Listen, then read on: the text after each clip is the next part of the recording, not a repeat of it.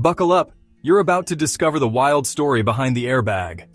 Let's rewind to the 1950s, an era of chrome tail fins and roaring V8 engines.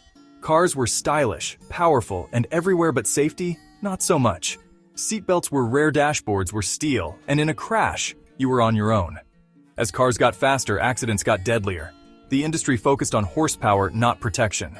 People needed something to cushion the blow, something that could react instantly.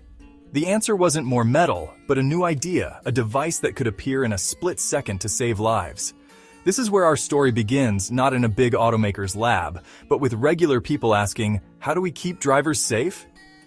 The world was ready for a hero, and that hero would turn out to be a bag of air. The need for a new kind of safety was clear. The challenge stopped people from hitting the hard interior during a crash. The solution had to be fast, invisible, until the moment it was needed. And so the race to invent the airbag began. Meet John W. Hetrick, a Navy vet and engineer. In 1952, a near miss with a deer inspired him to invent a safety cushion for cars. He imagined compressed air inflating a bag in a crash. Simple, but ahead of its time. Across the ocean, Germany's Walter Linderer had a similar idea. Both men patented their designs in the early 50s, but there was a problem. Compressed air was too slow. Crashes happen in milliseconds. Their airbags couldn't keep up. Sensors were unreliable, and the technology just wasn't ready. The dream was there, but the hardware needed to catch up. The world had the idea, but not the means. The airbag needed a breakthrough. Enter Alan K. Breed in the 1960s. Breed, an expert in safety triggers, cracked the code with a new crash sensor, a steel ball and magnet that triggered in a split second. He replaced slow air tanks with a chemical explosion, using sodium azide to inflate the bag almost instantly. Now airbags could deploy in less than 40 milliseconds. Breed's system was fast, reliable, and finally practical. Chrysler took notice in 1967, and soon, other automakers joined the race. The airbag was no longer a fantasy.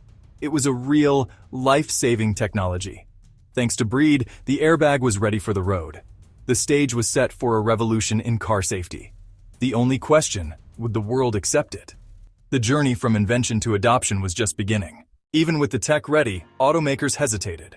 Airbags were expensive, unproven, and a tough sell to the public.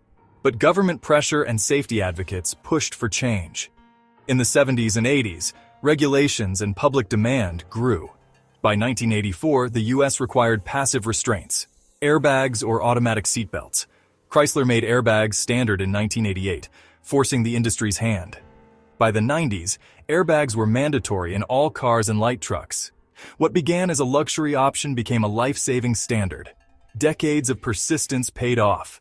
The airbag was here to stay. Today's airbags are smarter than ever. Modern cars use electronic brains and sensors to detect crashes and deploy the right airbags with the right force. Airbags now protect not just the driver, but passengers, heads, torsos, knees, even backseat riders. They inflate and deflate in a blink, creating a cushion at up to 200 miles per hour. The results? Over 50,000 lives saved in the US alone.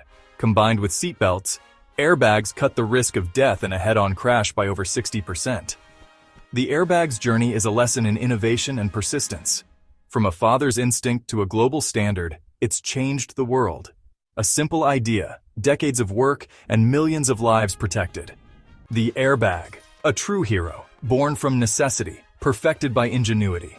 Drive safe and remember, sometimes the simplest ideas save the most lives.